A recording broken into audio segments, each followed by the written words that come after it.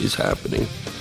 This show will discuss the topics of human consciousness, mind control, natural law, the occult, and all issues that affect the freedom of the people of Earth. What on Earth is happening will endeavor to shine light upon the darkness of our world and to offer empowering solutions to the problems we face as humanity approaches its critical moment of choice. And now, here is your host, Mark Passio.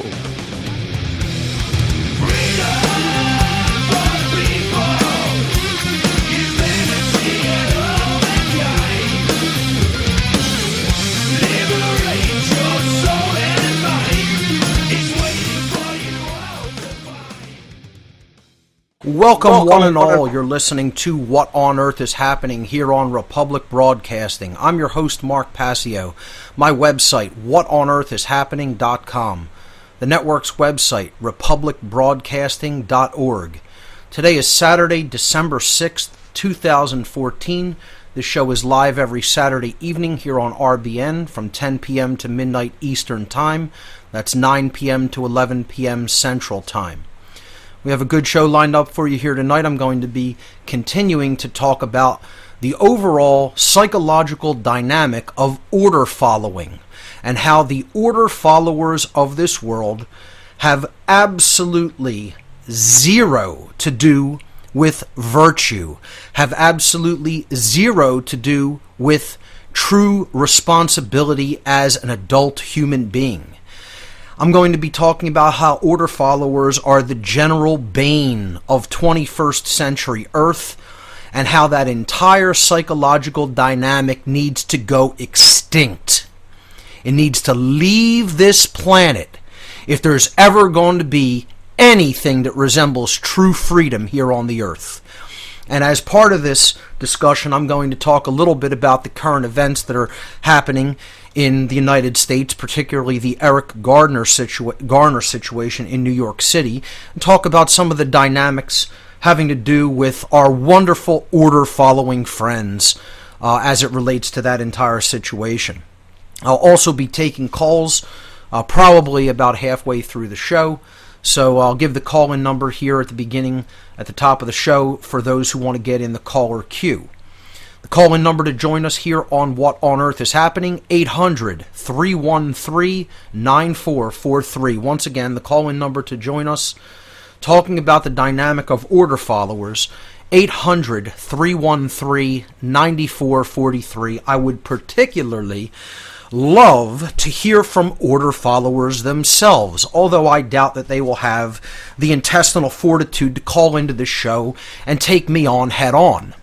What I would really love, who I would really love to hear from, ladies and gentlemen, are people who are in a relationship with order followers. I want to hear from the wives of order followers. I want to hear from the brothers and sisters of order followers. I want to hear from the children of order followers. And I'd like to ask you some questions about how you see your the person that you're in this relationship with, your family member, your spouse, etc. So who I would really love to hear from are people who are in any kind of an intimate, close relationship with an order follower. That's whose mind I really want to pick on the show and on the next several shows where I'm going to be covering this dynamic. So, that's on the agenda for this evening. We'll be getting to that in a few moments. Let me go to a couple of quick event announcements. The Free Your Mind 3 Conference, the biggest event of its kind in 2015, coming at you April 10th, 11th, and 12th at the Sheraton Bucks County Hotel at 400 North Oxford Valley Road in Langhorne, Pennsylvania. Just a hop, skip, and a jump outside the city limits of Philadelphia. Speakers already confirmed for Free Your Mind 3 are as follows: Bob Tuskin, Clint Richardson, Curtis the Illuminated One Davis, Dennis McKenna, Derek Brose, Ed Fortune, the New Jersey Weedman, Frater X, Freeman, Fritz Springmeyer, Jay Parker, John Vibes, Josie the Outlaw Wales, Larkin Rose, Mark Devlin, and myself, Mark Passio. I am going to have a presentation on the dynamic of order following prepared for the Free Your Mind 3 conference. I actually have a working title for my presentation. My presentation at the Free Your Mind 3 conference is going to be called The Cult of Ultimate Evil, Order Followers, and the Destruction of the Sacred Feminine. That's going to be my presentation at Free Your Mind 3. Also, just added to the Free Your Mind lineup, there's going to be a panel discussion group featuring Luke Radowski and several other speakers. And there's going to be open mic sessions at the end of the night. I believe for at least 2 days of the conference.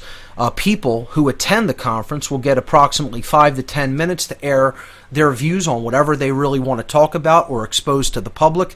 And these sessions, these open mic sessions at the end of the evenings will go for approximately 2 hours at the end of the night, time permitting. An all-weekend pass for the Free Your Mind 3 conference, $150. Ladies and gentlemen, I'm proud to announce that the organizers of the conference have given me an exclusive to announce here tonight on What on Earth is Happening. You could enter a coupon code at checkout at the freeyourmindconference.com website where you can get advance tickets for this conference. It's the best way to support the Free Your Mind conference because a whole lot of funds have to go into renting the venue and getting the speakers' travel expenses together to get them all to the Philadelphia area and to lodge them for 4 days in Philadelphia. So the best way to support the goals of this great event is to get your tickets in advance at freeyourmindconference.com. And as I said, for the first time here tonight, I'm announcing an exclusive for What on Earth is Happening radio listeners. You can enter coupon code 93 at checkout when you're getting your tickets online for a $20 discount to take the all-weekend pass back down to $130. You can't beat that ticket price anywhere for a conference of this size and scope, with whistleblowers from all over the country. Remember, enter coupon code 93, just the number 93, 93, at checkout at freeyourmindconference.com to get a $20 discount on an all-weekend pass. That's the Free Your Mind Conference. For more information on this phenomenal event, please visit the conference website at freeyourmindconference.com. I also still have whatonearthishappening.com promotional t-shirts available. You can get a promo t-shirt, which is a great gift for the holiday season. It's a great conversation starter. It's a great promotional piece for my website. In return for a voluntary donation, you can find out about this by going to the news section of my website and clicking the email link that is listed in the article. And then you could email me and find out how to go about making that donation so you can get a What on Earth is Happening t-shirt. There's also a donation button on the left-hand side of the whatonearthishappening.com website. If you feel that you have received value from the information that's been presented here on this radio show, through my podcast, through my videos on my website and YouTube channel, please feel free to make a voluntary donation to help support my work and my efforts so that they can continue into the future. And every donation is very much appreciated and will be put to good use. You can do that by clicking the donate button on the left-hand side of the whatonearthishappening.com website. There's only 2 images for today's show. They're usually listed underneath the player with the broadcast or with the podcast. And those 2 images are for the Free Your Mind Conference. They're the new flyers, really great artwork that has been worked up by someone who has volunteered their talent to help out with the art for the conference. More coming at you right after this break. Stay with us.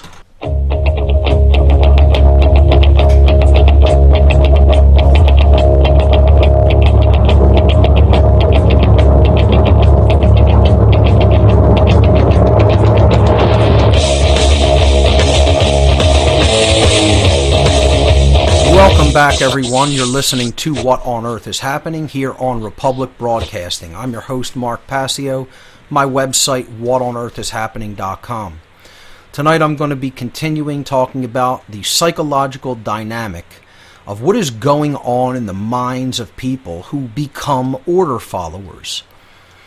What is order following, first of all? We really should define this. We should define it very specifically and unambiguously so we know exactly what it is I'm talking about.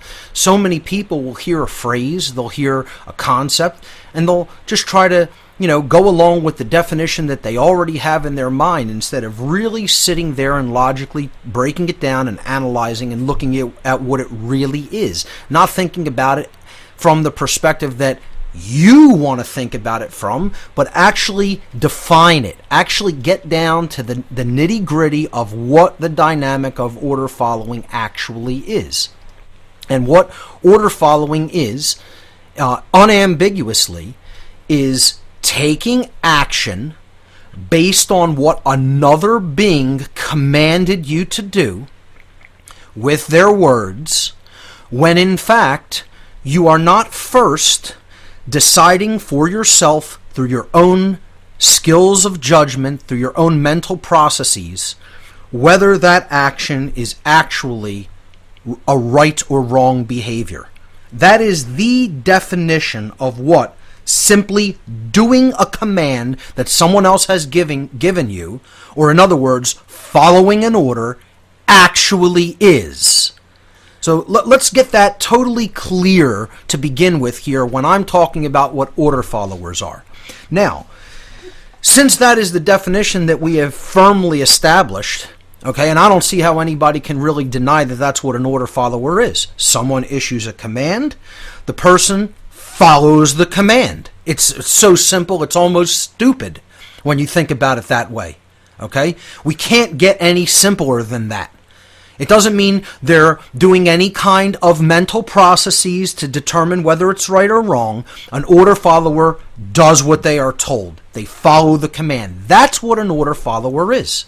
Now, what we want to establish is this what modern institutions of police and military and other government employees actually are? Are they order followers? And I would say absolutely yes, they are order followers. Because is a cop or a military personnel trained to sit there and debate, philosophize, think, analyze regarding a dynamic of behavior? They'll be the first people to tell you, we're not thinkers, we're doers. We're not there to analyze the law. We're there to enforce the law. We're not there to think about our orders. We're there to carry out our orders. They're all too happy and proud to actually say that this is the dynamic that they engage in. I've talked to many of them personally in the past, and I'm telling you, they're highly proud that this is the way that they display their loyalty to their institution, by not thinking. And I would say that goes for 99.99% of them. Okay, now there may be very, very few exceptions to that rule, so I can't say 100% of the people are like that, but I'm telling you right now, the vast majority. So let's get that clear before we go any further. I'm going to make generalizations. I always make generalizations in my work. I think anybody that doesn't put forward a general philosophy without making generalizations is completely an unrealistic human being. Generalizations do generally hold true, which is why they're called generalizations. Most people in these institutions fall into this category. The other tiny percentile of people that do go against that grain often don't last too long in these institutions, folks, because the institution doesn't want thinkers. It doesn't want people that are going to question their orders. It wants people that are just going to follow their orders. That's what these institutional bodies are. That's what they're set up. That's what they're designed for. If you don't understand that, you're an extraordinarily naive human being. So the dynamic of order following is about skipping the entire analytical process that should come right after someone is told this is how you should behave or this is what you should do. Or even if they're thinking about a particular behavior on their own. The next step should be, looking at what the difference between right and wrong behavior is and comparing that behavior to that set of standards, which is called morality. And this process is called exercising conscience. It's saying, do I know what the definitive, objective difference between right and wrong behavior is, which we've discussed ad infinitum on this show, called the boundary conditions known as natural law, consequences, the difference between right behavior and wrong behavior. Right behavior is actions which do not cause harm to other living beings, and wrong behavior are actions which do cause harm to other living beings. Does somebody who's an order follower sit down with that set of standards, of moral standards, objective moral standards in mind, and then weigh the behavior in that balance and decide, here are the behaviors that fall within the parameters of wrongdoing, because they are an affront to natural law. They are things that are considered transgressions against natural law. They are things which are ultimately based in theft from somebody else, taking something from them which I don't have a right to take, murder, the taking of some other being's life, rape, the taking of sexual free will association, assault, the taking of someone's physical well-being that isn't yours to take, theft, the taking of property that isn't yours to take, trespass, the taking of security that isn't yours to take. Okay? Murder, assault, rape, theft, trespass, coercion, taking free will away from someone. These are all forms of theft. We've gone over it, until I'm blue in the face, basically. In my natural law seminar, in my podcasts on natural law, go back to podcast number 1, listen forward, you'll come across them somewhere, I think in the 70s somewhere. But my point here is an order follower sitting down with the objective standards of right and wrong behavior and then actually weighing that potential action in that balance? No. They're skipping that entire analytical, logical process, the whole process of logic. And they're just going right to the action. I'm commanded and I act. Because what they really don't want is the responsibility of deciding and judging for themselves the difference between right and wrong behavior and whether the action that they are about to take falls within the parameters of right action. They don't want that responsibility. They want to remain little boys and little girls, little children who don't exercise personal responsibility for their own behavior and are constantly making moral justifications for wrong behaviors. Again, we looked at the breakdown of the word justification. And here's the problem, folks, before I even break down the word. Too many people are willing to excuse these order followers' actions. And I'm going to get into the whole situation regarding Eric Garner as a case study, as an example regarding order followers and what they actually do and the chaos that they actually cause in our civilization. But the bigger problem, even than the order followers willing to perform these actions, in my estimation, is people willing to justify their behaviors endlessly to a point where they'll actually support something that this absolute murderer did to a person living in America, and they'll actually support that kind of sick, psychopathic, immoral behavior. It's absolutely disgusting. And I'm personally disgusted with it. Justification for psychopaths. We'll pick this dynamic up on the other side of the break, folks. You are listening to What on Earth is Happening right here on Republic Broadcasting. Don't go anywhere. We'll be right back.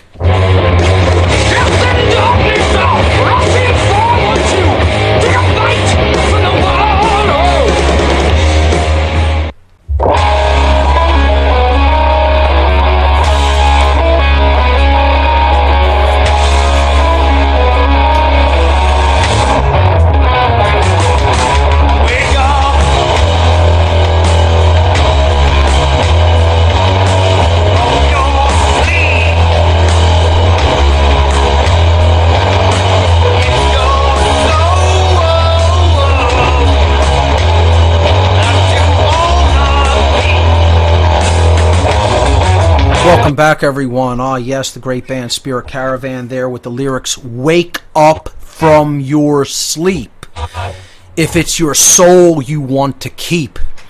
And that's the problem, folks. Too many people are still in the consensus trance that there's any such thing as a good order follower. There is no such thing as that creature in the universe.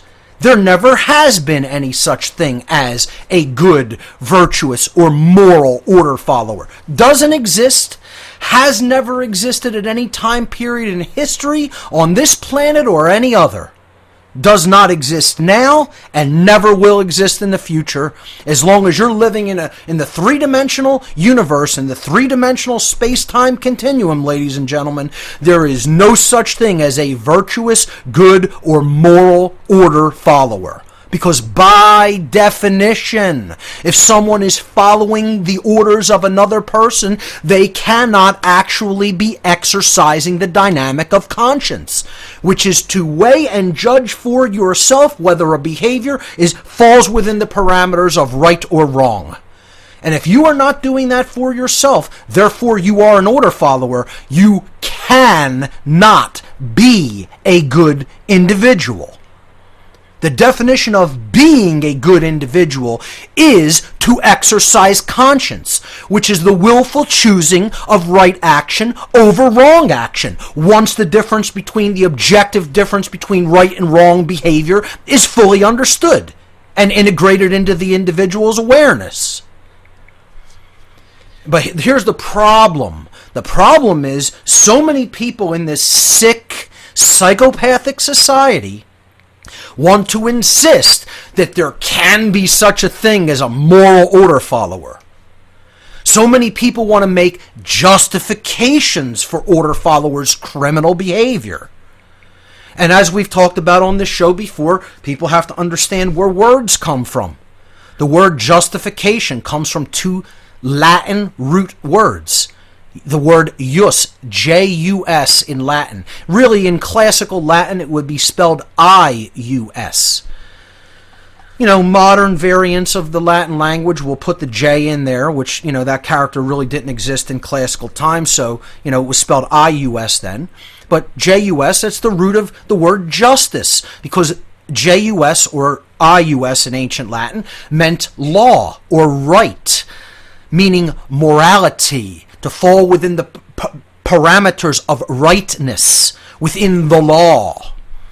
And then the second part of the word, justification, comes from the Latin noun, facere. Facere means to make or to create. So we put them together, jus and facere, to make or to create right, to make up what is right, to create a new right, to make up the difference between right and wrong for ourselves. We can make it up. We can create rights where a right did not exist because it was actually an immoral behavior that created harm. But we can call it a right. Oh, don't you know, police have rights that other individuals don't have. They're allowed to do things to people that other people would be jailed for, that other people would be seen as a criminal or a murderer for, but somehow they possess rights that other people don't have. This is what justification is. Creating a right that does not exist. And this is the problem, is that too many people in our society want to make excuses for these psychopathic criminals. They want to let them off the hook because you're in uniform. You're just doing your job. You're just following orders. Well, guess what? That's not a justification.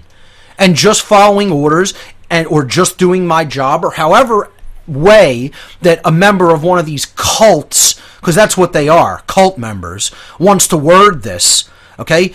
Just following orders, just doing my job, none of these are ever valid excuses or justifications for immoral, criminal, psychopathic behavior, and should never be accepted as such.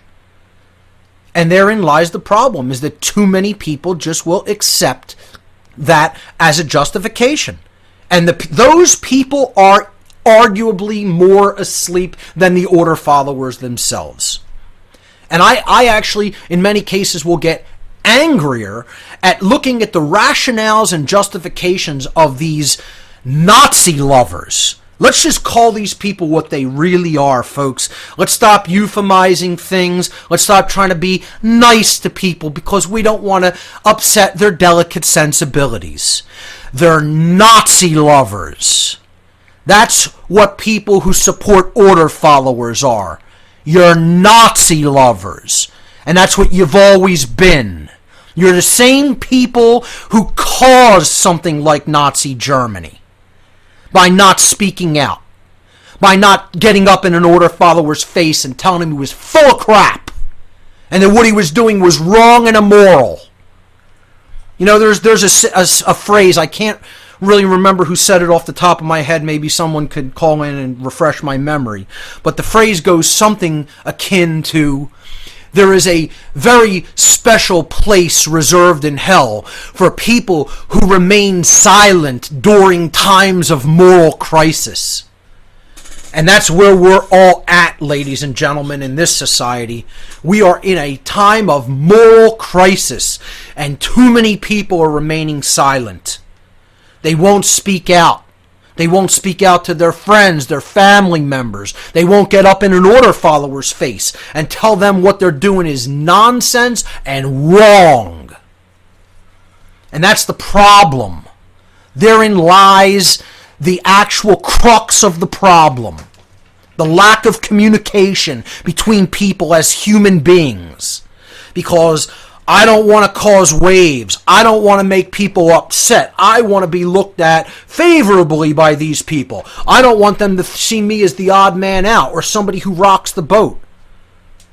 Well, therein lies the basic underlying causal factor of the problem. Fear. Not wanting to get up and engage somebody. And call things what they really are without euphemism. Because I'm done with this society. In case you can't hear it in my voice over the last few weeks. I'm done with what's going on. And anybody who can't feel moral outrage through righteous indignation, through righteous anger about what is going on in this country and in the world has had something fundamental to being human robbed from them. It has been broken from them. It has been stolen from them. It has been conditioned out of them. And that's a choice, ladies and gentlemen. Okay? It's a choice to fall for that conditioning and mind control. So if you can't feel righteous anger for what's going on in this country, you have absolutely no idea what's going on. Like the saying goes, those who aren't outraged aren't paying attention. If you're not outraged, you are totally unconscious. And people will say they can't stand to hear me for any length of time because I display some emotion and outrage over the moral atrocities taking place in our name, right under our nose, in this country that was supposed to be founded on freedom and equality under natural law. You're an immoral person if you're not angry about it. How about that? How about that? You know, I know so many people. I'm telling you, I know and see individuals in my life. Ladies and gentlemen, there are people that I have met in my life and know personally that I have never seen them express the emotion of anger. Ever. Ever. And that's not a person who has attained any level of self-mastery or spiritual enlightenment. That is a person who is fundamentally broken in the brain. They're fundamentally broken in the psyche because they can't express that emotion of righteous outrage. When people are being murdered every day in this country. Murdered by police. Now you look at this example of Eric Garner, okay? Choked to death because, God forbid, he sold loose cigarettes without a license and taxation, while we robbed from the godmen, international banker, tax wage slavery. Masters are, how dare you take pennies away from our masters in this world? What are you thinking? You're some sort of a free being that can interact with someone else voluntarily and be left alone? You're insane. It surely deserves being choked to death, don't you think, folks? People in this country are clowned. They're clowned by how backwards they think. We'll pick this up on the other side. Stay right there.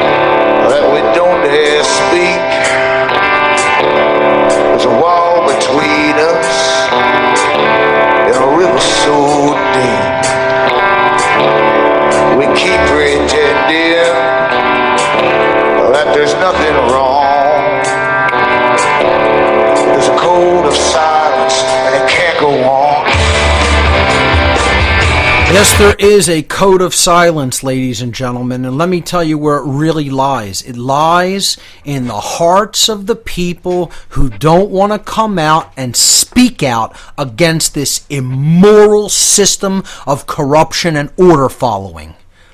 There's where the code of silence is at. That's where it has to be broken. And you know where else it's at? It's inside this cult itself.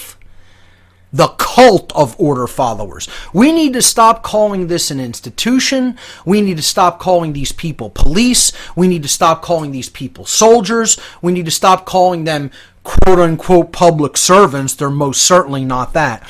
We need to start calling them what they really are. Cult members. That's what order followers are.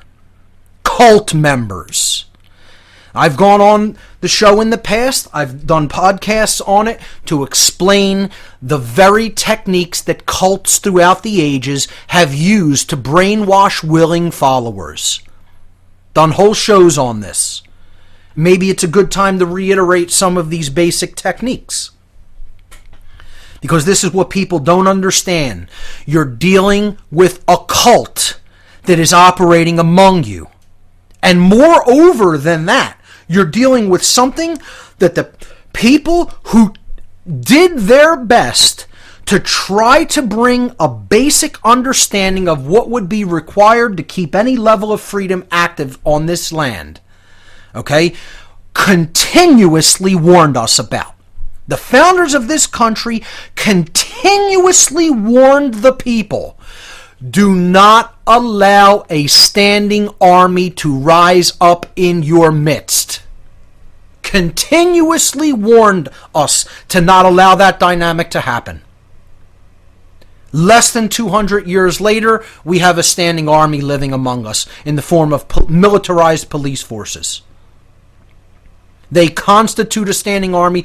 This absolute communist, Michael Bloomberg, came out and so much bragged about this dynamic the other day. He said, at our disposal, we have an army. Use the term army to describe the New York Police Department. And he said it's the 7th largest standing army in the world. And this is what we've allowed to rise up in our midst in America.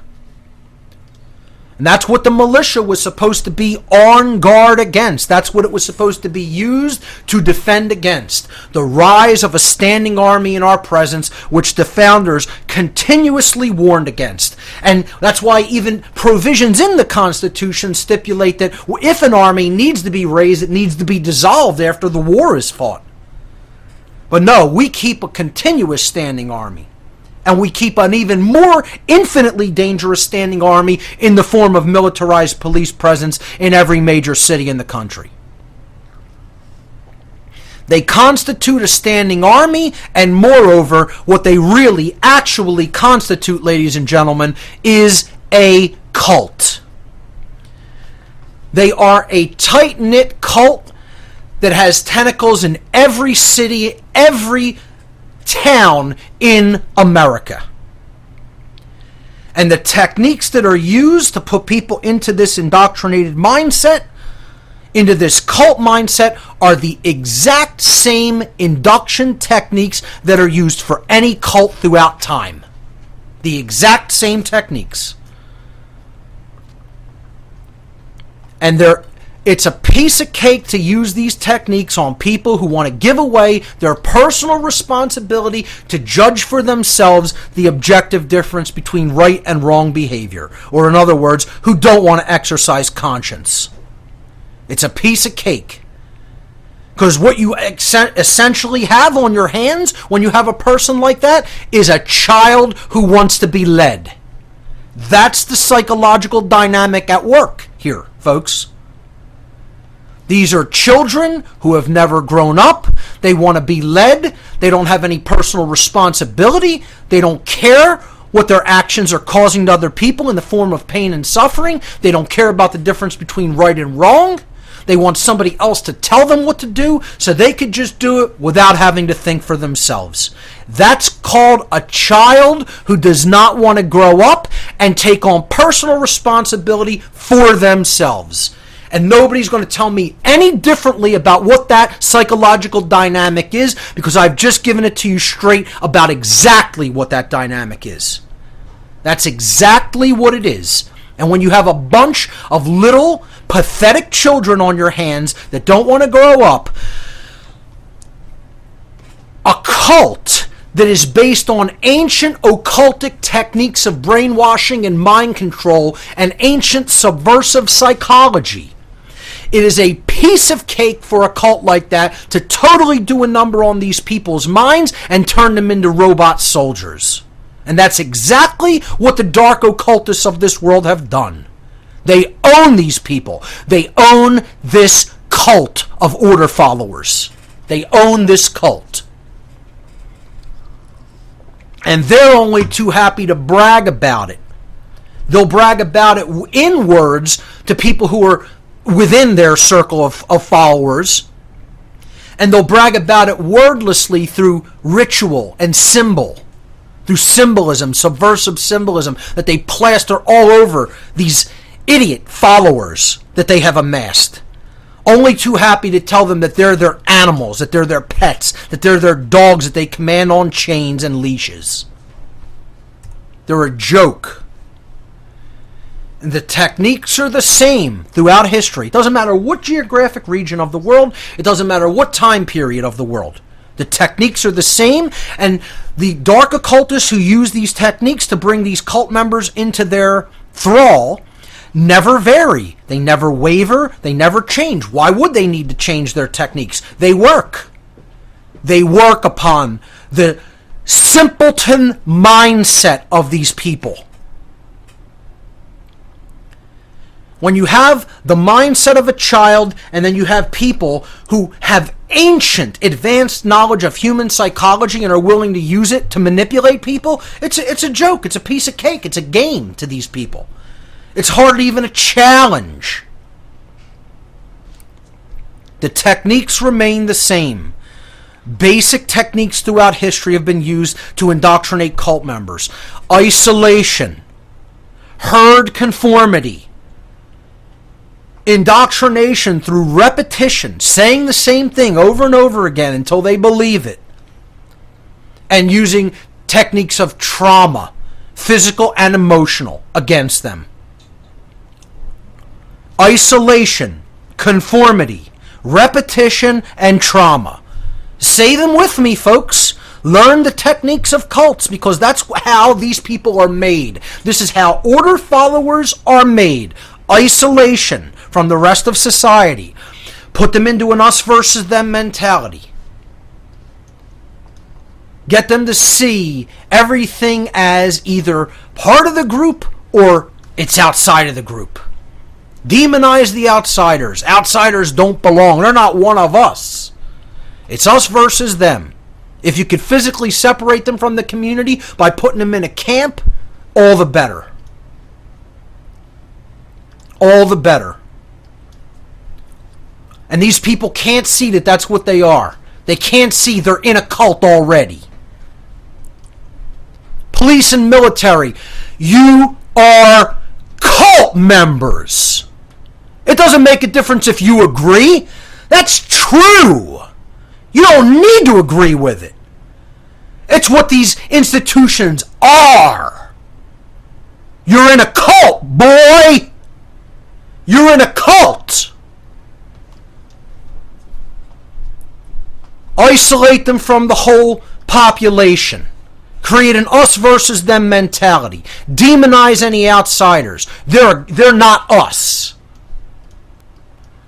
Conformity. No individuality will be tolerated. Break down the old identity.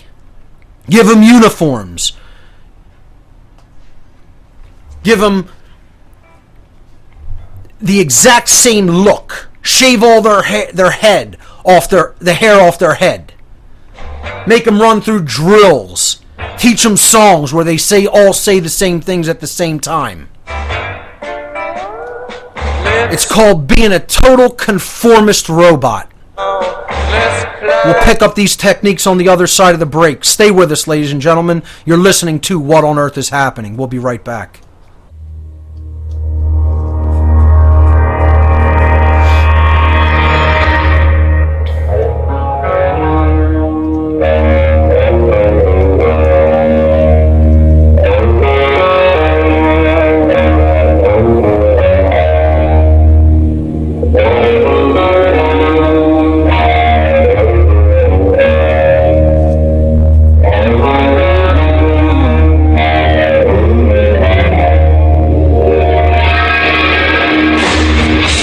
Welcome back, everyone. You're listening to What on Earth is Happening here on RBN. I'm your host, Mark Passio. My website, whatonearthishappening.com. And I'm in a fairly serious mood this evening, as I've been for the last pretty good amount of time because of what I see going on in America today that absolutely is disgusting.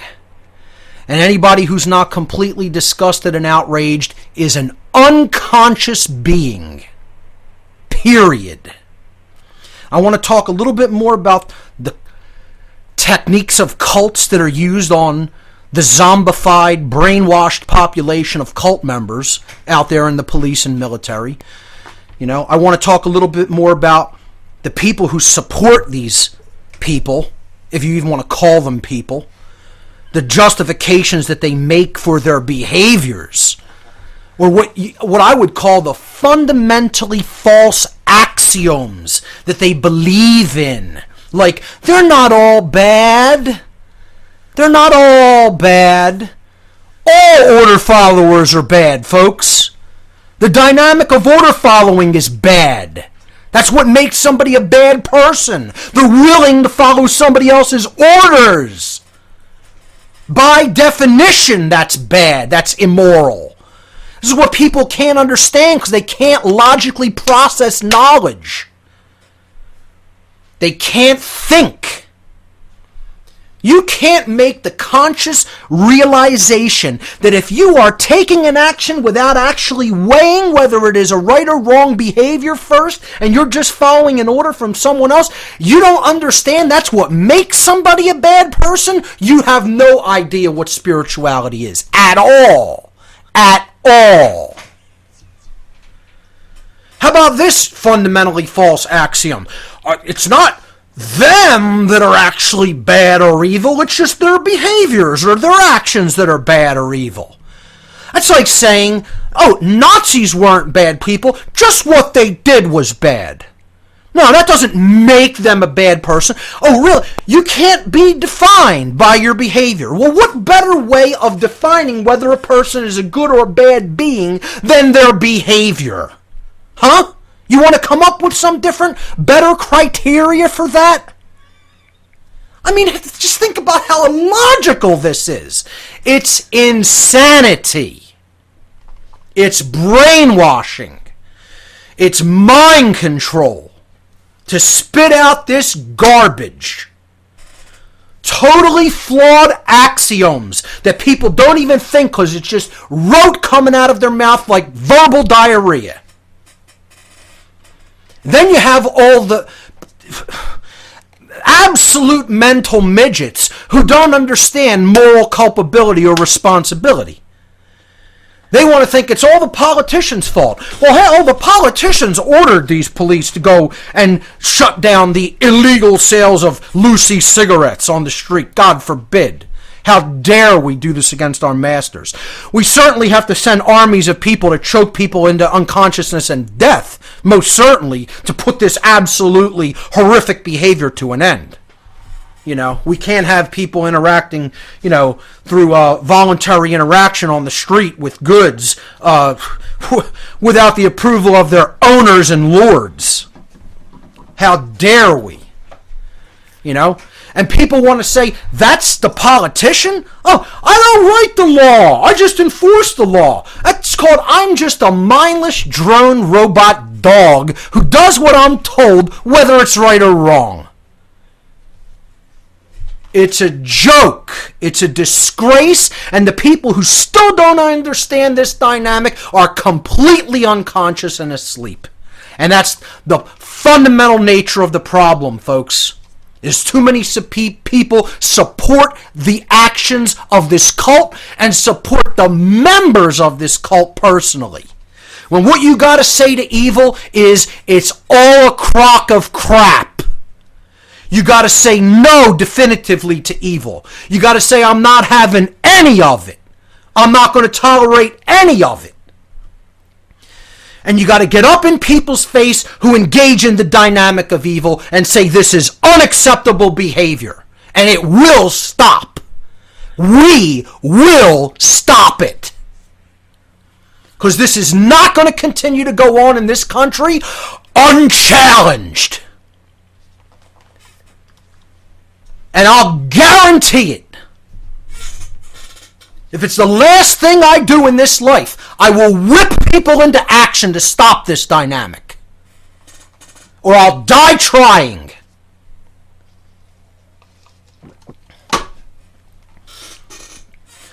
We're real short on time, folks.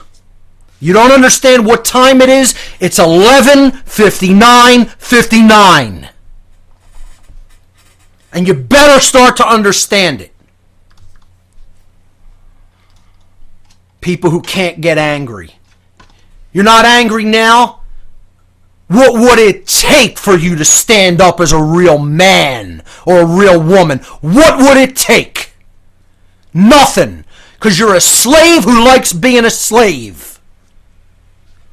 That's all it comes down to. You don't have a drop of courage inside of you. That's what somebody who never gets angry is. A coward. A coward.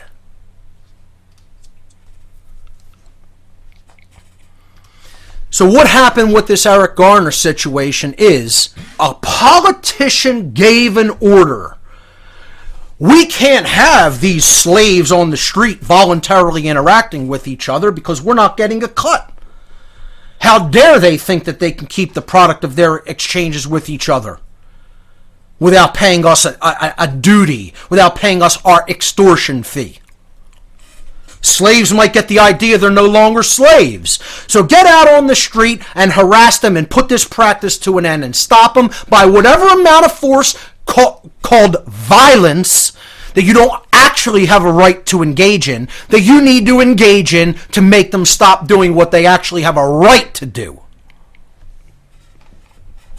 There ain't no human being that interacted with Eric Garner that he physically conducted violence against. And anybody wants to say that he was conducting a wrong behavior, you're talking out your ass. And you don't know what you're talking about because you don't know the difference between right and wrong behavior if that's what you think. And if you think that and you think what was done to him is somehow justified, you're a Nazi lover and you're a cult member supporter. Choked to death over selling somebody a cigarette. This is where we're at in America, folks. And the fact that people aren't outraged is an even bigger outrage than the act itself. There is outrage. I mean, there are people who are outraged. They're out in the street over this. It's somewhat of a healthy sign. But the fact that the average person in America isn't absolutely turning their life upside down because stuff like this in general is going on. I'm not just talking about one of these incidents. I'm talking about the general state of things. The fact that they're not actively engaged in putting this dynamic to a rest. It speaks volumes about the total loss of morality in this nation. The total loss of morality. I'm just sick to call the people around me countrymen. Anybody that I even live around. Because they're just disgusting, absolute immoral trash. Your call's on the other side of the break. I've been informed we have a cult member on the line. We'll pick this up on the other side. You're listening to What on Earth is Happening. We'll be right back. And I'm bound to keep on riding. I've got one more silver dollar.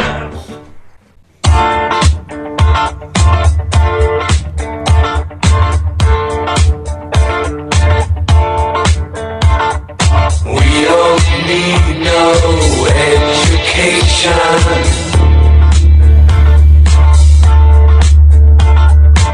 We don't need no thought control. No dark sarcasm in the classroom. Teacher, leave them kids alone.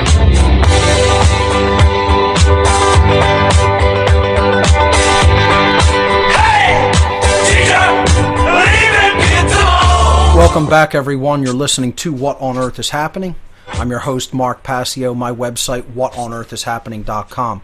Before we go to the phones, I just want to address this issue of moral culpability when it comes to order followers. People insist it's the politicians that are the problem. It's the order givers that are the problem. Well, there would be no death in the Eric Garner situation, okay, if it was just a politician saying, we don't want you selling those Lucy cigarettes. They told an order follower who went out and was willing to give his energy of his body into doing a violent behavior. Order followers are the ones who actually carry out the orders, therefore they have brought the resultant harm into manifestation in physical reality. This is what people cannot seem to understand. That's what it means to be personally responsible for the causation of that harm. Not the one who ordered the harm carried out, the one who actually did the harm. That's what blame is for. Ascribing culpability. That's what the word culpability means. Culpa in Latin means blame. Who is at fault? Who is the one who actually caused this harm to come into manifestation in the physical reality? Well, of course it's the one who took the behavior, not the one who said that the behavior should be done or wrote down that it should be done. The one who did it is the one who is the most culpable, the most responsible. Am I telling people that politicians and order givers have absolutely no moral culpability? No, never, ever, ever, ever once made that statement and never would once make that statement. You'll never hear, you cannot go to any place in any interview or podcast or video that I have ever done where I have said that an order giver bears no moral culpability for their behavior, for their immoral behavior. Because I have never said it and never will make that statement. What I have always focused on is that the order follower bears more emphasis added, more moral culpability than the order giver. Because through their actual behavior, they're the ones who caused the harm and brought that into physical reality. And if people don't understand that, I don't understand what's wrong with them. There is something wrong with their thinking. There is something fundamentally broken in their ability to analyze and logically think. if you don't understand that an order follower is more morally responsible for harm that results in the world than the one who spoke the order to them. I think most of the people who listen to this radio show do understand that truth. So let's go to the phone lines and see what people have to say about this entire dynamic that we're seeing play out in our world. Cult members and their family members and supporters will go to the top of the queue. Ron, who is a police officer, a cult member, you're live on What on Earth is Happening. Welcome to the show. What do you have for us this evening? I've been a police officer for 10 years, Mark. Have been or still actively are? Still am. How do you enjoy your cult? Well, I found your work... do you like serving Satanists? You like serving the satanic elite of the world who are pedophiles? You want to have a conversation or not? No, I want to ask you if you enjoy serving the satanic elite. Because you don't know who you serve. You think you do, but you don't. See, I definitively know who you serve. It doesn't matter whether you don't, sir. You don't need to even know it in your own mind for it to be true. You think that what you understand about the world is true. You have no idea who you serve. None. None. You can continue now. I wanted to make that statement first. I first found your work on natural law, and what I do is try to enforce natural law. Again, what you're trying to do versus what you're actually doing are two different things. If you're still involved in this cult, what I'm trying to explain to somebody... Hold on, mute the caller for a moment so I could explain a point. What I want to explain is that the intention of what someone thinks that they are involved with versus what they are actually involved with are two different things. If you would have asked a Nazi in Germany, what are you actively involved with? They would have told you, well, I'm trying to bring about this result in society. I'm trying to do this. I'm trying to uphold the laws of our culture that are made by our politicians. It wouldn't have made the Nazis any less evil. Wouldn't have made them any less evil. What you can't see because you're too close to the dynamic, Ron, is that that's you. You're still involved in the cult of ultimate evil.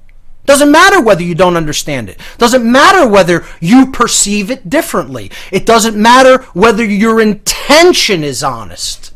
Meaningless. All of those things are meaningless. And I can't even believe we're still at a point where people don't grasp this in the year 2014 going on 2015. I still can't believe that they can fundamentally confuse intent with actuality of bringing harm into manifestation by what they support and condone. People in your cult are murdering people with impunity on a daily basis in this nation.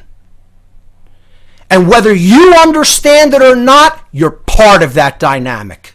Finish what you want to say. Unmute him.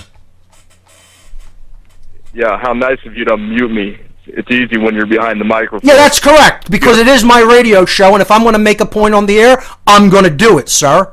Finish what you have to say. Let's see you in some cuffs and make that same move, buddy. I don't do anything that's against natural law, so anybody that wants to try to put me in that situation will have to come and do it with the proper amount of force, because if I haven't done anything wrong to another human being, no one's taken my freedom. So, you're still in the satanic mindset. I'd love to see people like you come out of it, but you're committed to it for a reason. You can't admit you're wrong. You're not man enough. You're not man enough to admit one fundamental thing. You've been duped. You've been duped. See, that's what makes me infinitely more of a man than most men out there. Because I could look at myself in the mirror and say, I was duped. I figured out that I was duped. And then I had to take a long, hard look at the soul, go through the long, deep, hard night of the soul, and say to myself, how'd I let myself get duped like that? And now what am I going to do about it? But I went through that process, and I came out the other side of that process, and then became a force for truth and goodness in this life. Because people don't want to hear that hard truth of who they're really serving, because they want to fundamentally believe that they're doing something good with their intentions when they don't really know who or what they're involved with at a higher level, because they don't have enough knowledge. They don't have enough knowledge, and they haven't done enough reading and seeking and discovery in their lives to understand what they're really involved in. And that's the fundamental dynamic nature of the problem. We'll pick this up on the other side, folks. You're listening to What on Earth is Happening here on RBN. We'll be right back.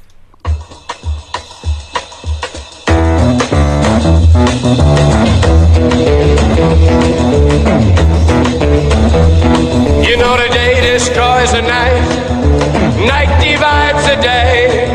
Try to run, try to hide, break on through to the other side, break on through to the other side, break on through to the other side, yeah. Welcome back, everyone. You're listening to What on Earth is Happening here on RBN. I'm your host, Mark Passio. My website, whatonearthishappening.com. We're taking your calls till the end of the show this evening. Let's go to another caller and hear from Zach in Chicago. Zach, you're live on What on Earth is Happening. Welcome. Hi, it's good to talk to you again, Mark. Thank you. I heard the little jab the last caller said. He was like, well, you wouldn't be saying that if you were in handcuffs. And even though I would have liked to hear what he had to say, you were completely right that he is still stuck because of that little jab. It just goes to show that he's just like intimidation once again. So few people are ever going to come out of a cult mentality because, as I said, they can't admit that they've been duped. I often think about how many people who were involved in Satanism at the level I was involved in it with will probably hardly ever, if ever, come out and expose it and talk about it because they stay in that mindset for life. Most people can't ever break out of that mindset in multiple lifetimes. You know, it's too painful for them to admit that they were wrong and duped. This is part of the problem when it comes to the dynamics of people who are supporters of order followers. You know, they don't want to admit that they've been duped into an ideology and supporting something that is ultimately evil and ultimately destructive of human freedom. You know, these people don't even understand. They're not only enslaving other people, they're enslaving themselves and they're enslaving their own family members simultaneously. They don't get it. Even if he thinks he's, trying to uphold natural law, he's still driving around in a vehicle that's been provided by the state, just, intimidating people. Well, let's put it this way. How could anybody possibly uphold natural law if they are a believer in authority and following other people's orders? It doesn't even make any logical sense. That statement makes it's totally inconsistent with itself. You know? Yep. And, you can't possibly be upholding natural law if you're following orders and you believe in authority, which is what the state is, period. You know? Agree completely. And I have just a few things I'd like to bring up to you. Sure. Talking about natural law. In this day and age, there's a lot of things we could focus on. And I love all your work, and I've kind of realized that the three most important things, at least from what I have found, is the understanding of natural law, the real Holy Trinity, and the trivium. And that's right. Kind of like a ninefold system, where you have to categorize your thoughts, emotions, and actions into the grammar stage. Right. You have to logically process all your thoughts, emotions, and actions, and then you have to act with your newly processed thoughts, emotions, and actions. That's right.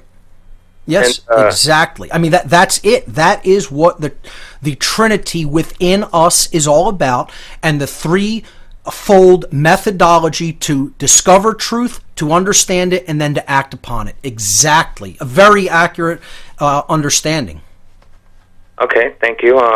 The next thing, I'm jumping over to symbolism, because I always see the stars on the police cars. I'm just like, those stars should be pointing downward, and going off of that, I was watching Full Metal Jacket a while ago, and I noticed that at the very end, when the soldier that goes crazy kills the drill sergeant and then himself, right, there are two downward-pointing stars on the wall behind him, and then as the credits start rolling, you see two broken pillars Yep. in the background amidst the fog. This is very deliberate symbolism thrown in there by Stanley Kubrick, of course, who was the maker of that film. His work is just unparalleled. If people watch Kubrick's films, you will see a whole lot of hidden occult symbology. He was obviously involved in some capacity with the dark occult. No one who made the film Eyes Wide Shut could not have had involvement with the dark occult in some capacity to understand that it operates the way it does. Very highly accurate rendition. My level of involvement was certainly not anywhere that high level, and certainly not in those types of environments. It was a lot less elaborate and in extraordinarily rich aspects of society as portrayed in that movie. My level of involvement was much less. So, but Kubrick in general portrays it accurately in that film, right. And I believe that's because he had direct involvement. Yep, and people just seem to, they don't want to even, they're too afraid to even think that, these things are put in there deliberately. Like I saw an episode of Smallville, and two girls were turning the corner of a hospital, and then center frame in the background with a Planned Parenthood poster, and I'm like, wow. And I told my friends that, and he's like, do you think that's deliberate? Because stuff in movies is, some of it's really random. Right. Like, yeah, maybe some of it's random, but that was definitely there on purpose. Throwing in a little nod to the eugenicists in society, huh? But, and so I have three more small things. One is talking to my friend's fiance, actually, trying to understand and convey self-ownership, which is self-evident to me and a lot of other people. She just doesn't get it. And I'm still working on the rhetoric stage of working out a logical proof for it, but I'm wondering, just throwing it out there, if you could work on a simple if, then, therefore logical proof for self-ownership, because I'm trying to work it out, and I can't find one on the internet. So it doesn't require any kind of extensive intellectual debate. Either you own yourself or someone else does. And is there any legitimacy for anyone else owning anyone else? That's it. I mean, it's really that simple. If you can't sit down and logically see the truth of that, again, my statement is just simply, there's something fundamentally broken in the individual. They're fundamentally brainwashed to a level of being broken.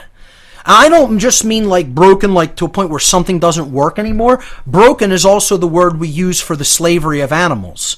When you put an animal into deep bondage and slavery such that their actions just immediately react to your commands, that's called breaking the animal. Yep. And that's what's been done with somebody like that. If they cannot understand self-ownership from just a simple perspective of looking at the natural world and saying, either I am my personal owner, I own my body, my consciousness directs the actions of my body, and therefore I own it, or someone else owns me. And if there is a claim of ownership against me or against anyone, it's illegitimate, because that's called slavery, and slavery's always illegitimate. Self-ownership doesn't need to be intellectually debated or analyzed or broken down, or you come up with a proof for it. It's inherently true. It's like trying to say, please give me a total and absolute proof of gravity when I could throw a bowling ball on your foot. Yes. And there you have it. Her proof will come when they're taking her to a FEMA camp. Yep. That's when the proof of self-ownership will dawn upon her. We started a conversation with GMOs and stuff, and she's for the GMOs because, she believes the mainstream, and I talked about eugenics a little bit, and she's like, people... there's dumb people and they should be sterile. I'm like, well, what if they think... It's a satanic ideology. It's a satanic mindset. Yeah. See, this is what I mean by, you're giving me us a great example here, Zach, of someone who's trapped in what I call the ideology of, quote, mini-me Satanism. She's not a Satanist. She wouldn't even understand or be able to articulate the satanic ideology, but she ascribes to it nonetheless by what she espouses in her life. Okay, this is deep left-brained over-intellectualization, believing in eugenics, believing in the negativity of human nature, etc. These are all satanic postulates. And this person doesn't know what Satanism is, would not describe herself as a Satanist to any other living being, but nonetheless behaves and takes on the ideology of the satanic tenets. So this is what I call mini-me Satanism, in quotes, because this is the form of Satanism that the real Satanists and dark Luciferians want to propagate to the everyday man and woman to get them into a mindset where they could be easily ruled. And if I can, I have two more little things. Sure. One, just a little example of something I've come to realize, and then just throw something out there for you to elaborate on without me needing to say anything else. Yeah, absolutely. One Go is, ahead.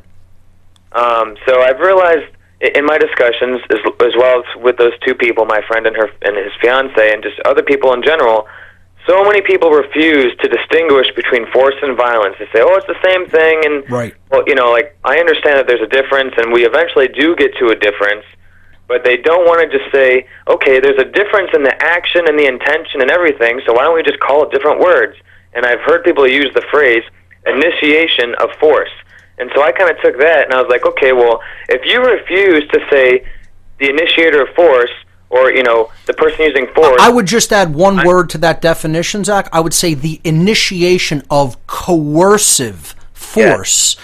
Okay? If you are initiating coercive force against someone else who has not caused harm, that's violence.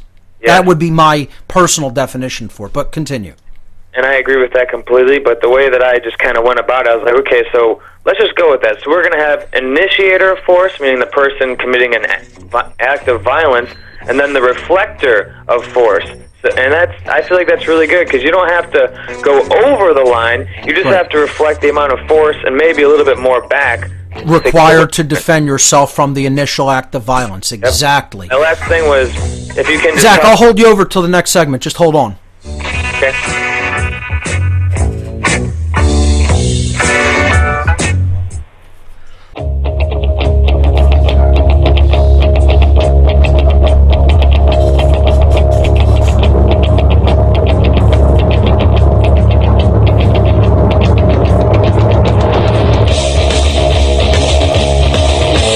Welcome back, everyone. Last segment for this edition of What on Earth is Happening this evening. We're taking your calls. We're talking to Zach in Chicago. Zach, I'll let you finish up your last point before moving on to another caller. All right. When talking to people about responsibility, I'm one of the people who is totally fine with saying ability to respond or able to respond, but many people seem to just go, no, responsibility or being responsible just means you have an obligation or you're accountable or culpable. So I just want to say thank you for all your work, and just if you could delineate or talk about the differences and the similarities between the ability to respond or an obligation, accountability, or culpability. And that's all I have to say. Yeah, I would say both of those are part of responsibility, of true responsibility. There is the ability to respond to something that's part of a person's individual responsibility. But I would also say it has to do with what are you morally culpable for that you have actually put into manifestation through your behavior in the universe. What have you done? What have you affected? Whose life have you affected? In what way? This is all part of responsibility. If you've done harm to somebody else, you are the causal agent of that harm, and you're responsible for what you've done. That's what culpability is all about. There is blame in this world, folks. The people who don't recognize that blame exists and is legitimate, they're these new age, brainwashed, right-brained individuals that think, nothing is caused. Nobody's to blame. It's just all things that just happen, and you're placing a judgment down on that because you're saying that it was more immoral or evil or that this person's to blame. Yes, that's exactly what I'm doing. We need to judge.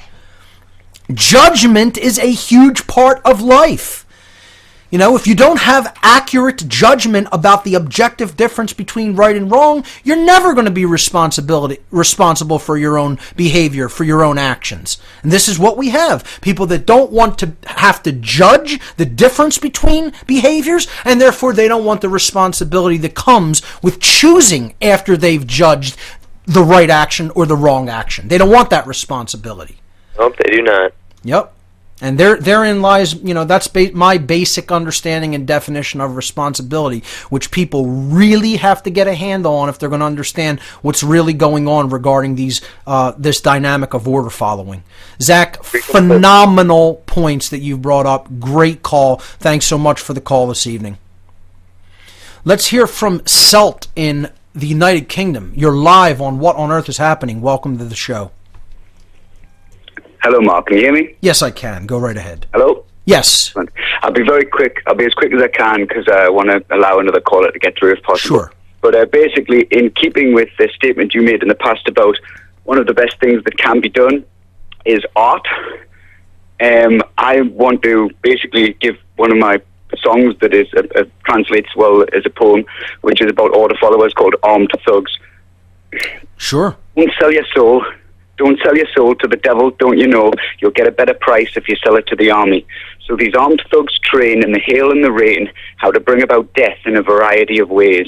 And the nation, it says, is proud to display these idiot a-holes dressed in their berets. And so what better commodity can a government have than a myriad of bodies who think that questions are bad and that following orders is the meaning of life and are happy to be killed in the name of a lie. So these drones will be told that they're better than us. Now you're in the army, you've risen above those foolish civilians still out on the street who decide for themselves what to think, when to sleep, what to eat, how to act, what to do and believe. You'll be happier in our conformist machine. So what better commodity can a government have than a myriad of bodies who think that questions are bad and following orders is the meaning of life and are happy to be killed in the name of a lie? So tell me the difference between a gangster and a soldier. It's just a little piece of paper signed by El Presidente or Mr. Prime Minister. That's all that it takes to make this murder okay. And then there's no effing shame in bombing these effing bays from half the world away. And there's nothing to pay because we're so big and mighty that they can't retaliate. And what better commodity can a government have than a myriad of bodies who think that questions are bad and following orders is the meaning of life and happy to be killed in the name of a lie? That's awesome, Selt. I mean, really great creative lyrics there. Brilliant. Thank you. One last thing I want to say before I go is I really, really loved your righteous indignation tonight. I feel like I am one of the only people I know who gets this angry. I'm that strange person with the strange opinions who keeps kicking off about random stuff. You're not the only one, Selt. Keep it up. Put the great work out there for others. Keep being creative. That's a great expression for it, to put it out there, in a creative way for other people to absorb. So thanks for sharing that with us. Yeah. The last thing I want to say though is one of my. I know you use Alex Gray's artwork sometimes because it's very, very expressive and very purposeful for what we're talking about. Well, I'm a big fan of Tool, and one of my favorite lines is from a song called "The Flood," and it just simply is, "I was wrong. This changes everything." There it is. That line became my own personal mantra for a good while because, that's the most powerful. You know how you said no is the most powerful word? That's right. But I was wrong is the most powerful phrase. Exactly. That's right. Exactly. Right. Well, I'm going to go and let another caller come through. So thank you for taking my call and take care. So thanks so much. Beautiful lyrics there, too. Thanks for sharing that. Let's hear from Rahul in Washington. You're live on What on Earth is Happening. Welcome. Hello, Mark. Thank you for taking my call. Sure. I've been listening to your podcast for a little bit over a month, and I'm about halfway through it, and it's just an amazing work that you've done, and it really has helped me a lot, and I really do appreciate it. I want to bring up 2 points. One of them is about the movie The Dark Knight, and it kind of relates back to what you're talking about tonight about order followers. So the Joker, he represents the tarot card of the Fool, so he represents the self, and he represents the force of natural law. Yep. And so, who does he kill? He kills in that movie. He kills bankers, and he goes to the bank, and the banker tells him this is a mob bank. But the reality of the situation is that every bank is a mob bank. Right. And he's the agent of chaos. He's the force that needs to come in and clean everything and cleanse everything, take it all out, burn it all, you know. And they put the words of truth in the villain's mouth, paint him as the ultimate villain, but then put the most profound philosophical truths in his mouth. That's a big technique in Hollywood these days. Yes, definitely. And so, like, the people that he kills too, he kills gangsters and he makes them kill each other. Right. He burns this giant mountain of fake fiat money. And at the end of the movie, he sets up these two boats with civilian prisoners and with one boat with civilians and one boat with prisoners, and he gives them the choice to kill each other. And that's basically what the natural law conditions are. It's like the law of the jungle. And in the end, natural order emerges, and they both decide not to kill each other. Right. And that situation would not have arisen if it wasn't for the Joker being that force of natural law. That's right. He's the prankster, the clown, the shaman, you know. And it's amazing how they depicted it in that light by using, you know, the character of the Joker in Batman, you know, the villain in that series. Like I said, bringing in this actual positive dynamic and the voice of truth, but painting that, you know, putting that in the mouth of the villain. Again, it's kind of like a technique to kind of almost confuse the situation in Hollywood. And the so-called good guy is the guy who violates everybody's rights in that film and basically, you know, spies on the entire city simultaneously. Yeah, definitely. Yeah, Batman represents the cops in that movie. That's right. And so everyone thinks he's the hero, and he's necessary to keep Joker at bay. And Joker represents everyone's, basically, their aggression towards this immoral system. That's right. Yep, the press for chaos, the press to take this system down and dismember it and just completely disassemble it and replace it with nothing. Replace it with the simultaneous organic order that will come from anarchy. That's what it needs to be replaced with. Mark, I'm just going to make one more really quick point, and hopefully you can get another caller on the line. Sure. Basically, for the last couple weeks, I took the short URL, the shortened URL to your natural law seminar, and I printed it on a bunch of slips of paper. Okay. And when I'm at school, like at college, when I'm walking to and from class, I'll be handing people the slip of paper with the natural law URL on it. There you go. I don't say anything to them. I just hand it to them. Right. And if people ask me what I'm giving it to them, I just say, "You'll see." Right. And what I've noticed is that the people who don't take it, they have a look of fear on their face already, on their whole body, on their whole body language. Their whole aura is just giving out this fear energy, and those people are definitely not ready for it. Right.